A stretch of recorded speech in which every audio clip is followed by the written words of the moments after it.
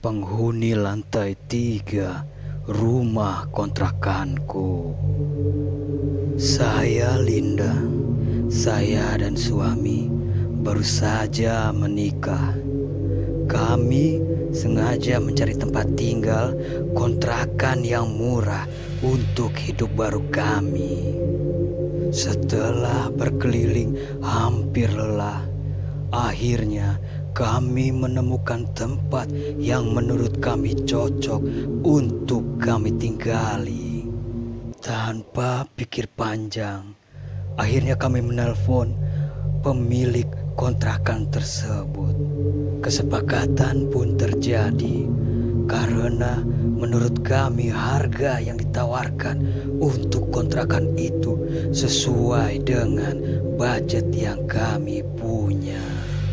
Setelah 3 hari kemudian, saya dan suami mulai mengepak barang, bersiap-siap untuk pindah ke rumah baru kami yang beralamat Rawamangun, Jakarta Timur. Keesokan harinya, mulailah kami memasukkan barang-barang kami ke dalam rumah itu. Warga di sekitar rumah yang kami akan tinggali seperti bingung dan mereka tak percaya, menatap kami seolah-olah mereka ingin menyampaikan sesuatu, namun mereka tidak berani untuk mengatakannya. Dan kami pun tak menghiraukannya. Kami tidak mempunyai firasat buruk tentang rumah itu.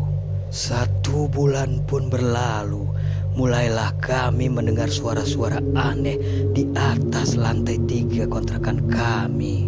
Dari suara orang berlari hingga suara orang sedang menyapu menggunakan sapu lidi di lantai atas, lantai 3. Awalnya kami berpikir mungkin itu suara tikus atau suara sapuan kardus kosong yang tertiup angin.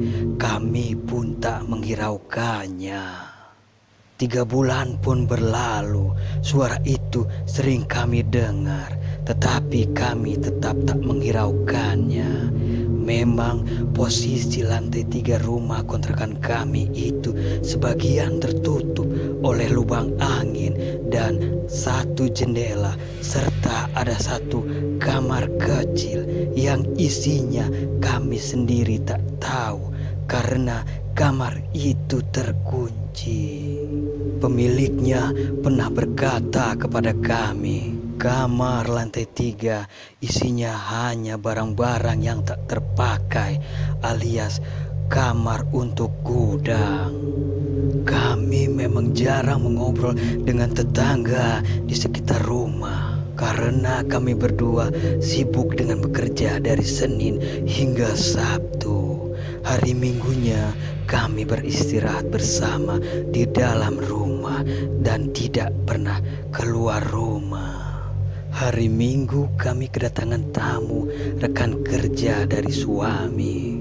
Baru saja kami persilahkan masuk, lalu ia bertanya, "Linda, tadi ada anak kecil di atas tangga. Siapakah itu? Apakah ia ponakan kamu?" Saya dan suami pun terkejut.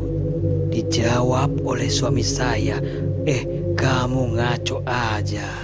Saya hanya tinggal berdua. Di sini tidak ada siapa-siapa." Akhirnya kami terus perbincangan dengan rekannya, suami saya. Asik sampai sore. Suatu malam, tepatnya jam 3, saya mendengar sesuatu keanehan yang lebih menyeramkan. Bukan suara orang berjalan ataupun suara sapuan kardus yang ada di lantai 3, melainkan suara orang sedang mandi di kamar mandi. Sontak saja bulu kuduk saya berdiri dan saya merinding mendengar suara keanehan yang ada di kamar mandi. Ingin menutup mulut saya Serasanya saya ingin berteriak. Saya takut sekali. Lalu saya membangunkan suami saya. Suami saya pun ternyata tidak mau bangun. Akhirnya saya tidak bisa tidur hingga pagi menjemput.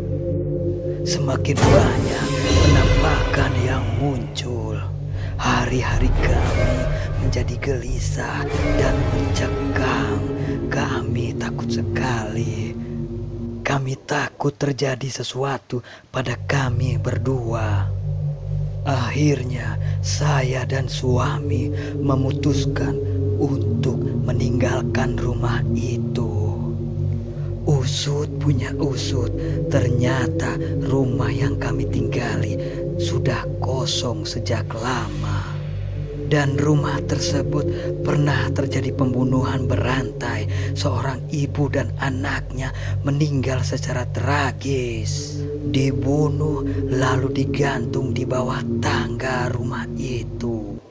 Ucap salah satu warga yang bercerita kepada kami. Kami pun merasa beruntung tidak berlama-lama tinggal di rumah itu. Rupanya rumah yang kami tinggali ternyata angker. Begitulah kisah yang aku alami. Buat kalian yang ingin mengontrak rumah atau menyewa rumah, agar lebih hati-hati supaya tidak terjadi apa-apa dengan kalian. Semoga kisah yang mengerikan yang saya alami bersama suami tidak terjadi pada kalian para pendengar setia cerita mistis dan horor. Tidak lupa saya ucapkan terima kasih sudah mau menonton video ini sampai selesai.